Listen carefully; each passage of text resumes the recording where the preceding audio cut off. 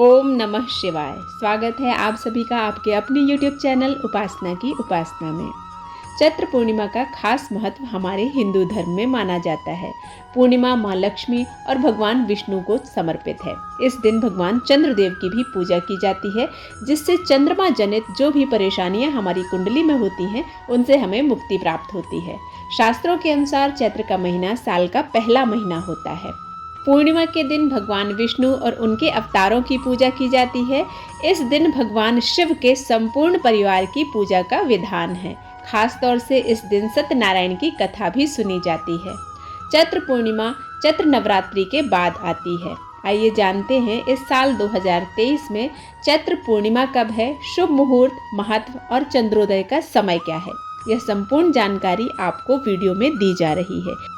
चैत्र पूर्णिमा इस बार कब है, तारीख को लेकर लोगों में बहुत उलझने हैं। 5 अप्रैल 2023 को सुबह 9:19 से शुरू हो रही है चैत्र पूर्णिमा और समाप्ति अगले दिन 6 अप्रैल 2023 को सुबह 10:04 पर है। इसलिए 5 अप्रैल को व्रत रखें और अगली सुबह 6 अप्रैल को व्रत का पारण करें। 5 अप्रैल दिन बुधवार को ही चंद्रमा की पूजा की जाएगी, क्योंकि इस दिन पूर्णिमा पूरे दिन और रात है। चंद्रमा को अर्घ देने का शुभ मुहूर्त है शाम 6:01 पर। इस अवधि में हमें चंद्रमा को अर्घ देकर चंद्रमा से जनित जो भी कष्ट हैं उनसे मुक्ति की प्रार्थना करना है। चैत्र पूर्णिमा को चैती पूर्णिमा के नाम से भी जाना जाता है, क्योंकि त्रेता युग में चैत्र महीने की पूर्णिमा पर भगवान शिव के अंश और प्रभु राम के परम भक्त हनुमान का जन्म हुआ था। इसी दिन प्रभु श्री कृष्ण ने ब्रज में गोपियों के संग रास रचाया था, जिसे शास्त्रों में महारास के नाम से भी जाना जाता है। यह भी मान्यता है कि चैत्र पूर्णिमा के दिन रात में माँ लक्ष्मी की पूजा करने से घर में धन की कमी नहीं होती। इस दिन गरीबों को तिल, जल, अनाज, फल, वस्त्रों का दान करना सभी कष्टों से मुक्ति दिलाता है। चैत्र पूर्णिमा का व्रत करने वाले को शिव परिवार की पूजन करना चाहिए। पंचामृत से प्रदोष काल में भगवान शिव और माँ पार्वती का पूरे परिवार के साथ अभिषेक करने से मृत्यु तुल्य कष्ट से मुक्ति मिलती है, असाध्य बीमारियों से मुक्ति मिलती है और स्थिर लक्ष्मी का समावेश होता है।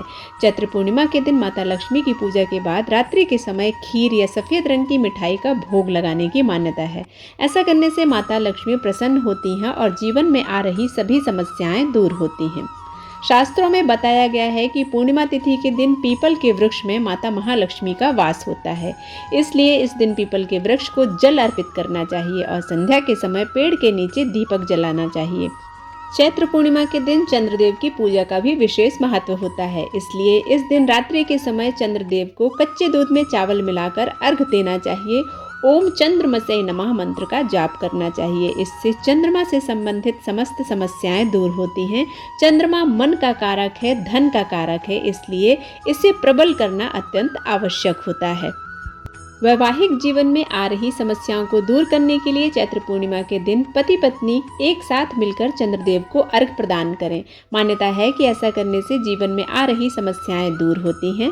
चैत्र पूर्णिमा के दिन हनुमान जी की पूजा का विशेष महत्व होता है। इसलिए इस दिन सुबह और शाम को हनुमान चालीसा का पाठ पढ़ना चाहिए। ओम नमो भगवते हनुमते नमः मंत्र का जाप 108 बार करना चाहिए। चैत्र पूर्णिमा व्रत वाले दिन सुबह शुभ मुहूर्त में भगवान सत्यनारायण का पूजन और कथा करना चाहिए। इससे घर में समृद्धि आती है, सुख शांति बनी रहती है। कथा के बाद ब्राह्मण को भोजन अवश्य कराएं, इससे व्रत का पूर्ण फल प्राप्त होता है। पूर्णिमा पर तीर्थ स्थान बहुत महत्वपूर्ण माना जाता है।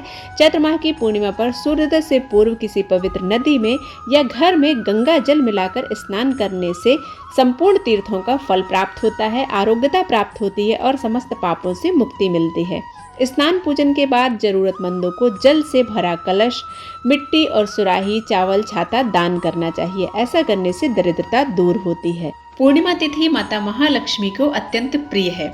इस दिन माता महालक्ष्मी को प्रसन्न करने के लिए श्री सूक्त की 16 ऋचाओं से घी की आहुतियां देकर हवन करने से माता महालक्ष्मी हमारे घर में स्थिर रूप से निवास करती हैं। यह एक ऐसा विशेष उपाय है जिसे आप लगातार 16 पूर्णिमा करते हैं तो आपके जीवन में समस्त कष्टों से मुक्ति मिलती है, स्थिर लक्ष्मी आपके घर में निवास करती हैं। श्री सूक्त की 16 ऋचाओं से हवन करने के लिए व्रत करना आवश्यक नहीं है।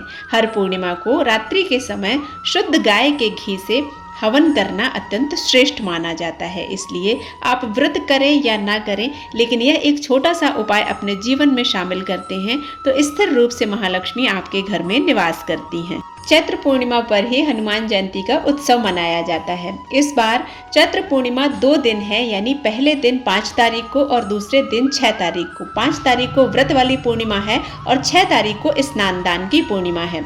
हनुमान जन्मोत्सव भी 6 अप्रैल 2023 को ही मनाया जाएगा।